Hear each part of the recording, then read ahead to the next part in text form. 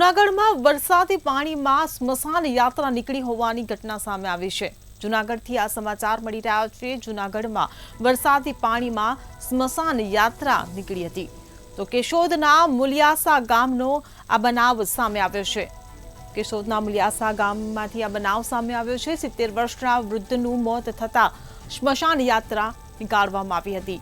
ત્યારે વરસાદી પાણીમાંથી પસાર થઈને અંતિમ વિધિ કરવામાં આવી।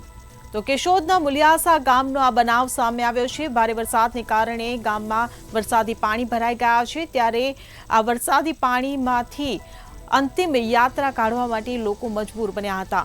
તો જૂનાગઢથી આ સમાચાર મળી રહ્યા છે। કેશોદના મુલિયાસા ગામનો આ બનાવ સામે આવ્યો છે। વરસાદી પાણી ભરાઈ જવાને કારણે 70 વર્ષના વૃદ્ધનું મોત થતા સ્મશાન યાત્રા પાણીમાંથી કાઢવા માટે લોકો મજબૂર બન્યા। તો વરસાદી પાણીમાંથી પસાર થઈને અંતિમ વિધિ કરવામાં આવી હતી। તો કેશોદના મુલિયાસા ગામની આ ઘટના સામે આવી છે। ત્યારે વરસાદી પાણી ભરાઈ જવાને કારણે વરસાદી પાણીમાં સ્મશાન યાત્રા નીકાળવામાં આવી હતી। જૂનાગઢથી આ સમાચાર મળી રહ્યા છે। કેશોદના મુલિયાસા ગામનો આ બનાવ છે જે પ્રકાશમાં આવ્યો છે।